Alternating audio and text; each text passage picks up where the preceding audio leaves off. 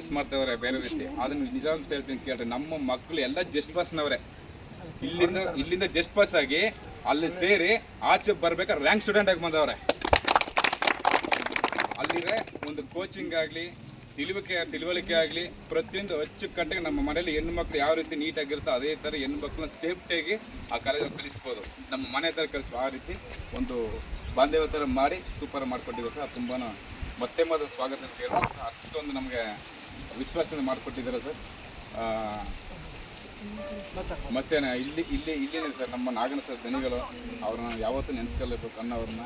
ಯಾಕಂದರೆ ಸುಮಾರು 100 ಜನಕ್ಕೆ ಊಟ ಕೊಟ್ಟವ್ರೆ. ಇನ್ನೊಂದು ನಮ್ಮ ಭಾಗದಲ್ಲಿ ಯಾರೇ ಹೋಗಿ ಮಾನಸಿಕ ಕಾಲೇಜ್ ನಾಗನ ಸರ್ನಾಗಲಿ ದತ್ತೆ ಸರ್ನಾಗಲಿ ನೋಡಿದ್ರೆ ಫಸ್ಟು ಅವ್ರು ಏನು ಮಾಡೋದು, ಫಸ್ಟ್ ಊಟ ಮಾಡಿರಿ, ಹೊಟ್ಟೆ ತುಂಬ ಊಟ ಮಾಡಿರಿ. ಅದು ಏನೇ ಆಗಿರಲಿ, ಫೀಸ್ ಆಗಿರಲಿ, ಕಾಲೇಜ್ ಆಗಲಿ, ಡೊನೇಷನ್ ಆಗಲಿ, ಇನ್ನೊಂದು ಏನಾಗಲಿ, ಮೊದಲು ಹೊಟ್ಟೆ ತುಂಬ ಊಟ ಮಾಡಿರಿ. ಆ ರೀತಿ ಯಾವ ರೀತಿ ಓಡಿಸ್ಬೇಕನ್ನೋ ಗೊತ್ತಾಯ್ತಲ್ಲ. ಪುನೀತ್ ರಾಜ್ಕುಮಾರ್ ಸಾಹೇಬನ ಓಡಿಸ್ಬೋದು ಸರ್, ಆ ರೀತಿ ನಮ್ಗೆ ಮಾಡ್ಕೊಟ್ಟಿದ್ದಾರೆ ಸರ್. 4 ಮಾತು ನಮಗೆ ಗೊತ್ತಿದೆ, ಮಾತಾಡ್ಲಿಕ್ಕೆ ಗೊತ್ತು ಅಂತ ಮಾತಾಡ್ತೀವಿ ಸರ್. ಹಾರ್ಟ್ಫುಲ್ ವರ್ಡ್ಸ್ ಸರ್, ಹೃದಯ ತುಂಬ ಮಾತಾಡ್ತೀವಿ. ಯಾಕಂದ್ರೆ ಕನ್ನಡ ನಾವು ನೋಡಿದ್ದೀವಿ, ಕನ್ನಡ ತಿಳ್ಕೊಂಡು ಬಂದಿದ್ದೀವಿ.